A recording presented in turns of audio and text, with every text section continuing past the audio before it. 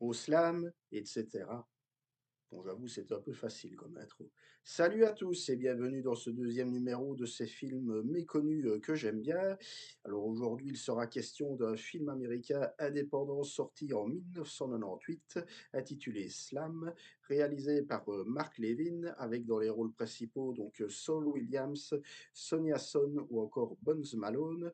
Alors, le résumé en quelques mots, donc, c'est l'histoire de Ray Joshua, mi-rappeur, mi-poète, qui vit à Dodge City, une cité à haut risque de Washington, D.C. Et lorsque ce dernier est arrêté en possession de drogue, ou plus précisément de marijuana, il se retrouve plongé dans l'enfer carcéral de l'État de Washington, mais en prison, il va faire la rencontre d'une jeune éducatrice, Lauren Bell, qui enseigne la littérature et qui va le pousser à cultiver son don pour le slam. Alors, qu'est-ce que je pense de ce film? Eh bien, ma foi, pour moi, c'est un petit bijou du cinéma américain indépendant qui mérite amplement d'être reconnu. Commençons par la mise en scène.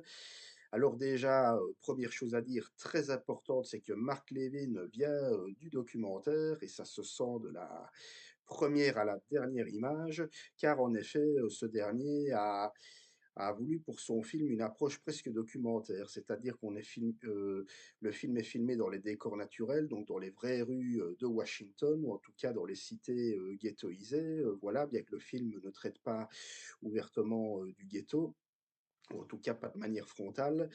Donc du coup, bah, toutes les séquences sont filmées en lumière naturelle, caméra à l'épaule, un petit peu comme dans les premiers films des frères Dardenne, notamment Rosetta ou L'Enfant, où vous voyez la caméra qui suit quasiment le personnage en train de marcher, voilà, dans ses moindres déambulations. On a le même procédé ici. Alors, Mark Levin utilise également beaucoup de gros plans sur les visages, voire même les très gros plans sur certaines parties du visage, en particulier les yeux et la bouche. Joshua étant un slammer, ben forcément il chante et donc on va beaucoup insister sur sa bouche, voilà. Également sur ses yeux, hein, pour traduire un peu son mal-être, hein, son malaise. Donc voilà, toute une série de procédés assez réalistes qui confèrent au film une certaine réalité brute. Mais il est quand même important de préciser que le film n'est pas un documentaire. Ça reste un film de fiction. D'ailleurs, Saul Williams, ben, je veux dire, bien que n'étant pas acteur professionnel, étant lui-même chanteur de slam dans la vraie vie, a lui-même participé à l'écriture du scénario. Donc ce n'est pas un biopic, hein, disons-le tout de suite. C'est un film qui s'inspire de sa vraie vie. Donc il y a des éléments, entre guillemets, un peu autobiographiques, mais ça s'éloigne quand même du parcours de vie de Saul Williams. Voilà. Et alors, bah, pareil, on retrouve ce degré de réalisme à travers les scènes de prison qui ont été filmées dans un véritable pénitencier de Washington, D.C., où d'ailleurs les matons et les prisonniers ne sont pas des comédiens professionnels, mais ce sont de vrais matons et de vrais prisonniers, voilà, dans leur propre rôle. Voilà. Donc encore une fois, et c'est là qu'on sent justement, comme je disais, le caractère, comme ça brut de décoffrage que Mark Levin a voulu apporter, à son film. Voilà, loin des alors je ne critique pas les autres films qui traitaient un petit peu de ça par le passé, hein, notamment les plus connus comme Boys in the Hood ou, Menace to Society qui abordait le ghetto de manière très frontale. Voilà. Ici, bah, Mark Levin, voilà, en s'entourant, enfin, je veux dire, d'acteurs non professionnels qui ont véritablement, connu la prison et la rue, eh bien, du coup, ça confère au film donc, voilà, un grain d'authenticité que le spectateur peut ressentir, quasiment lui-même, voilà. Alors ça me permet maintenant de passer au scénario. Alors je le disais tout à l'heure, hein, bon, on n'est pas dans un biopic, même si ça s'inspire de la vie de Saul Williams, on est dans un récit initiatique d'un homme qui veut changer, voilà. Un homme qui, par le pouvoir des mots, en lieu et place de la violence, va apprendre à changer un peu sa mentalité. Alors voilà, au début, on nous présente, Ray Joshua comme un comme un type du ghetto, quoi. Voilà, le gars est quand même bon, il vend de la drogue, il a quand même des fréquentations qui ne sont pas, très, très recommandable, hein, il faut quand même bien le souligner. Mais malgré tout, on sent qu'il a, voilà, sa passion, c'est de chanter, plus exactement de slammer, hein. Le slam, si je vous dis encore malade, je pense que vous voyez, de quoi je parle, hein. C'est voilà, ça consiste à parler, je vais dire, en chantant, enfin, je le résume très mal, mais vous comprenez l'idée.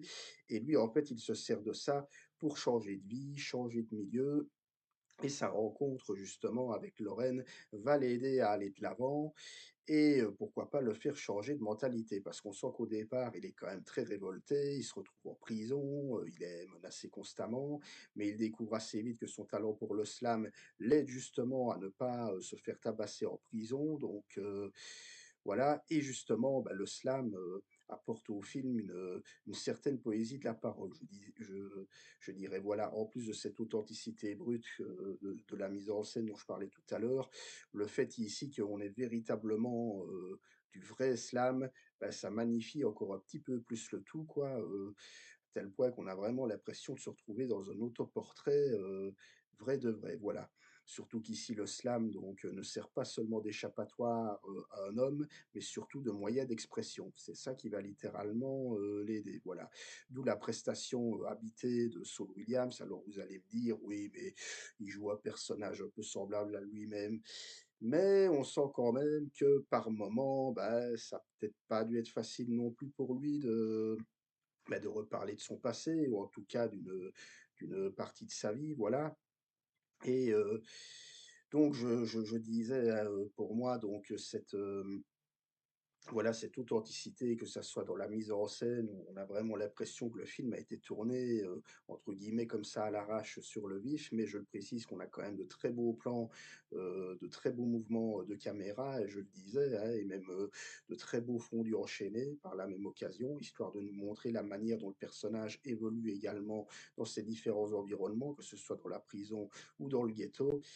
Et alors au niveau du scénario, bon, on pourrait se dire que oui, c'est peut-être un peu classique au niveau du fond, hein, je veux dire le entre guillemets, «le délinquant repenti, qui va se découvrir, une façon d'aller de l'avant via la musique et cetera». Ça peut ressembler à du déjà vu, sauf que c'est pas exactement du déjà vu, tout simplement parce que Mark Levin évite, tout à fait hollywoodien. Voilà, il y a pas de musique larmoyante pour nous dire, quand pleurer, il n'y a pas de, voilà, au niveau des prestations, ben, je pense aussi à l'actrice qui joue, Lorraine, hein, je veux dire qui a pas vraiment fait grand-chose depuis, Sonia Son, ben, pareil, hein, on a l'impression que dans leurs disputes, dans leur manière de s'aimer, que c'est quasiment pas joué, que ça vient vraiment des tripes, ça vient vraiment de l'intérieur, alors que pourtant, ils étaient pas ensemble dans la vraie vie, hein. Mais c'est, comme je le disais, vraiment, pas du cinéma amateur, mais du cinéma, purement réaliste, quoi. Je le disais, à la lisière du documentaire, mais tout en restant quand même, dans le domaine de la fiction, hein. Bon, toute la partie, le fait que Joshua se retrouve en prison et cetera, ça c'est clairement scénarisé, comme pas mal d'autres choses. Et voilà donc, tout ce que je peux vous dire à propos de Slam, donc, petit bijou du cinéma américain indépendant qui, bah, qui a eu une belle carrière, hein. Je veux dire, il a été récompensé au Festival de Cannes de 1998 par, la Caméra d'or. Voilà, il a obtenu aussi, le grand prix au festival de Sundance la même année, donc voilà. Puis Mark Levin par après, bah, a continué à réaliser. Je pense il est resté majoritairement dans le documentaire et aussi dans quelques épisodes de séries. Je pense que Slam est peut-être son film le plus reconnu, voilà. Mais en tout cas, je ne peux que vous conseiller ce film qui vraiment, déjoue, je vais dire, les codes classiques, du cinéma américain. Alors j'insiste bien là-dessus, on est dans du cinéma purement, indépendant, voilà. Ça n'a pas du tout été distribué, encore moins produit par une major hollywoodienne, loin de là même. Et voilà, de par, son authenticité brute, la force de son interprétation, sa poésie, à la fois solaire et verbale, bah, je ne peux que vous recommander Slam, donc une belle petite pépite.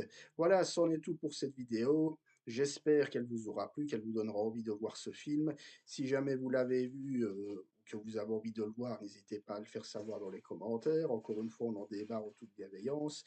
D'ici là, bah, je vous souhaite une bonne fin de journée et à très bientôt. Salut, ciao.